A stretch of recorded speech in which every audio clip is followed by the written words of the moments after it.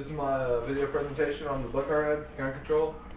This book talks about by this book on safety and if guns should be taken away from the people or if the people have the right to it.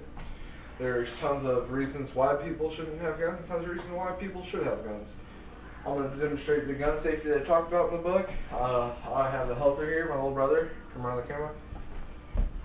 He knows everything about gun safety. He's just as smart as I am in the world of firearms. And he's going to be helping me out today. Get back behind the camera. Okay, ma'am. Before I start, I'm going to show you that all these firearms here on this table and on my hip are unloaded. Can you see it? Yes. Thorough inspection. I'm just trying to get this shown. There's not a shell in there. Close chamber.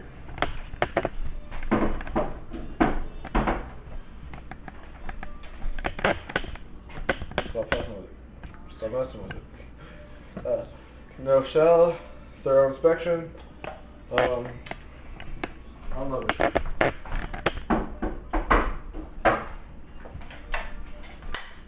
No shell. Unloaded. Safety firearm.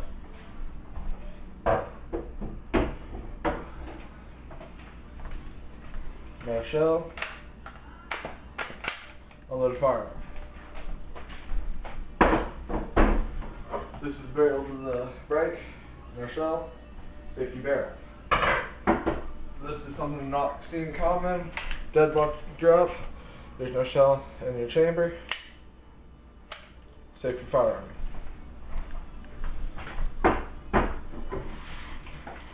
BB gun, when the force isn't being given, means that it has not been cocked.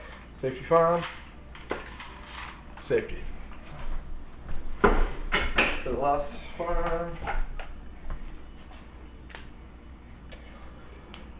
not around in the chamber. Safety firearm. So you guys do know all the firearms are unloaded, but to refer to it, you should treat a firearm like it is loaded.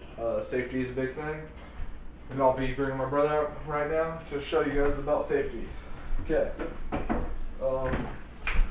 Gun safety can be from muzzle protection to if it's loaded. Don't freaking run down around your house. Dad, where are you? You ready to go hunting? Are you ready? Just don't know, Dad. Are we ready? Not safe. Keep your muzzle pointed at the ground or in the air, just matters where you are. I usually like to leave my action open, definitely when riding in vehicles. And this barrel comes off, just another safe precaution. When you're handing the firearm off to another person, they should thoroughly inspect it. Make sure there's nothing loaded in it before checking. Check it. Say you got it before you take it. Say it. Yes. Yes, firearm. And hand off trigger all the time. I'm getting there. Shut up. Got it? Okay. My brother just made an important point while ahead of me. There's a trigger guard. Always keep your finger outside of that trigger guard. Don't be putting your finger in there. Not smart. You really never know if something's going to go wrong. Safe, unsafe. Safe, unsafe. No, no. Yes, no, yes, no, yes, no. Simple. And another thing is with pistols, they're easier to not control because that's a 28-inch barrel. This is about a 6-inch barrel. This is ready to shoot. If there's a shell in here, this was ready to kill somebody or an object. Okay. Simple stuff. If you don't, hey, you want to go play guns, bro? You want to go outside and play some Cowboys and Indians? Here, I get this one. You get this one. No, thank you. Exactly. Don't point unless you're going to shoot it. Honest truth.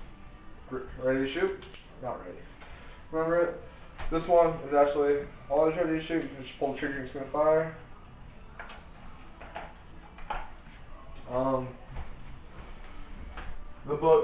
This book discusses the fact that if someone was to break in your house and the cops weren't there, you're more likely to get robbed if you do not have a firearm. I do not know what you guys think when you hear this noise. my thoughts is get the hell to the ground or get the hell out. I'm not thinking go attack somebody if I hear. I'm thinking run. Firearms do protect your house. House, family, it's a fun sport.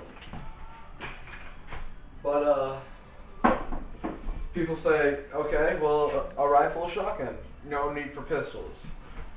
Levi, will you please stand here? Say, Levi's walking this way. There's a door right here, and I don't know he's there. Action open. He comes out of the corner, but my barrel's already there. What's he gonna do? Grabs the barrel. He got control of my firearm now. Not a very good thing. People say, oh, a shotgun's all you need. I beg to differ. And so does a lot of people in this book. With a pistol. Okay. He comes around that corner. Come around the corner. Pop, pop, bang. He's shot. I will not point the firearm at him at all during this video, even though I would like to. Okay.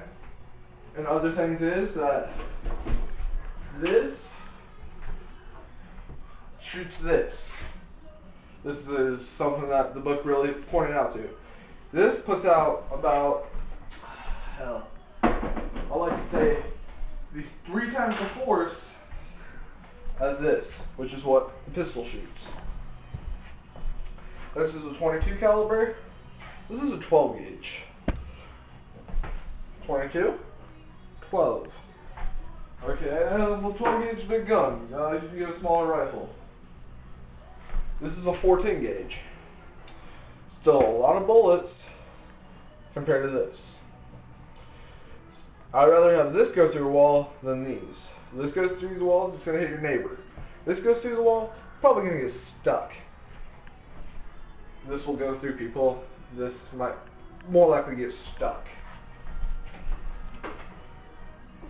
And for the option of rifles, I'm going to load 2 shells in here.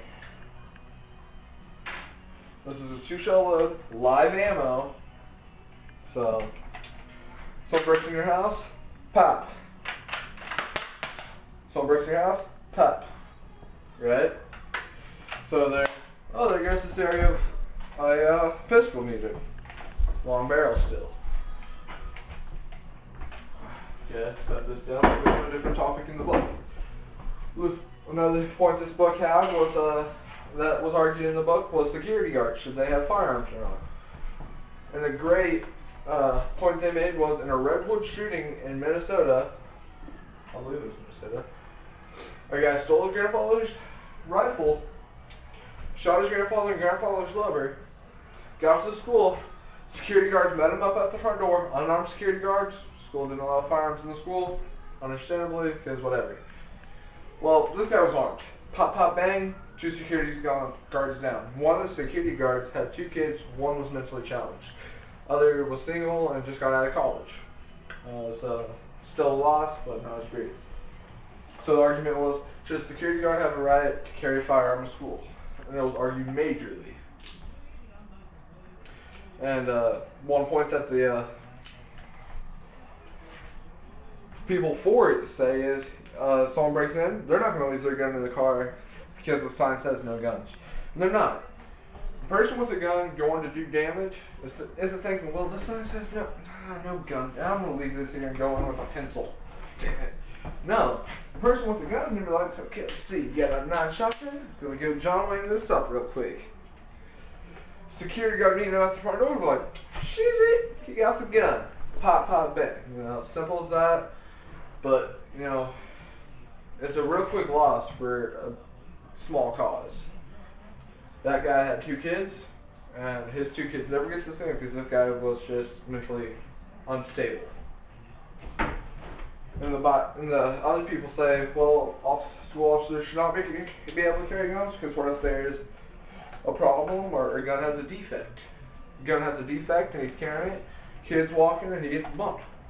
The gun's defect is that if it gets bumped, it'll fire. Bump, boom, gets fucked. That sucks. But reasonably, most people outweigh the thought of, well, there's a likely chance that kid might get shot to, well, if someone brings a gun in, someone's going to get shot. Fact is that cops can't be everywhere at once. They have other jobs, and their jobs are hard. That's why they hire school officers. Another fact is that the people who don't think that the citizens of America should have the right to own a gun are like, well, guns kill people. True fact, guns do kill people. But there's another factor to that. The people holding the gun. This gun, maybe 1 out of 1,000 times, will fire without someone pulling that trigger. Defect or a messed up shell. 9 times out of 10, it's the person. You cannot blame an inanimate object for a problem. My brother got mad and he came over and shot me. You can't be like, well, he had a gun. Well, hell, my brother's crazy enough, he can get a knife and stab me. And that's just my little brother. Guns, yes, they are a faster way, but you can't blame the inanimate object for this. People gotta take responsibility, and that's just the way it has to be. How much time we got left on there? What? It's 12:53 and it's been 11 minutes. Okay. There's a few other factors that I'm going to point out. And some are that the book argued concealed carry. Concealed carry is not where citizens or unarmed people cannot see the firearm. People say, well, I would like to know who's carrying that gun and if I should be in danger. Some people say it should have to be carried where people can see it, hip holster, side holster, wherever. The fact of that matter is that's a biased opinion on either side. There's never going to be a straightforward where the right way's this, the right way's that. The fact of the matter is I feel safer knowing that this guy has a gun. If it was concealed, then I found out after he shot somebody that he didn't, I might not feel so safe. Now, if I see the guy has a gun, probably going to give a little more scare, and it might actually make me feel more safe. You just never know. This right here could be concealed carry. They make them a shorter barrel. This is up to Lux 22. It's high standard. This is an accurate little pistol. My little brother's actually in love with it. He wants to marry it someday. This will hit somebody. But the fact of the matter is, it's not going to do too much damage. That's a 22. This is a 30-30 shell, mainly used for deer hunting or other big game hunters. That hits somebody, that person's going down. This is a 20 gauge shell. This hits somebody, they're going down. I don't have a 9mm shell on hand, but 9mm is a big concealed carry. A 38 specials, 38 party gear. Those are big, commonly concealed carry guns. Protect. 38 special was made especially for females who do not want to lug around a big 9mm pistol.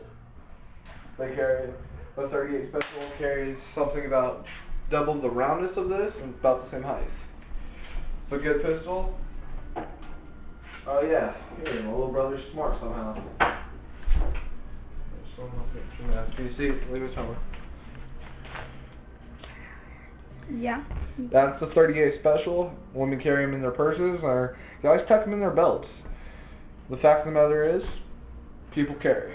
And I don't think eliminating firearms is going to solve the problem. The book, a very biased book, let me tell you. It's either you're on the side or you're not. Called Gun Control. It's edited by Beth Rothwell. I may have pronounced that wrong, sorry. And it doesn't say, it's probably just a whole bunch of scientists just, doing their thing, chilling it up.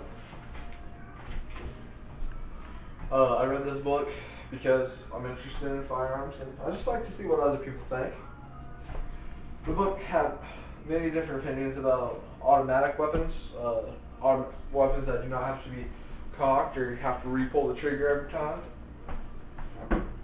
This here is a semi-auto shot.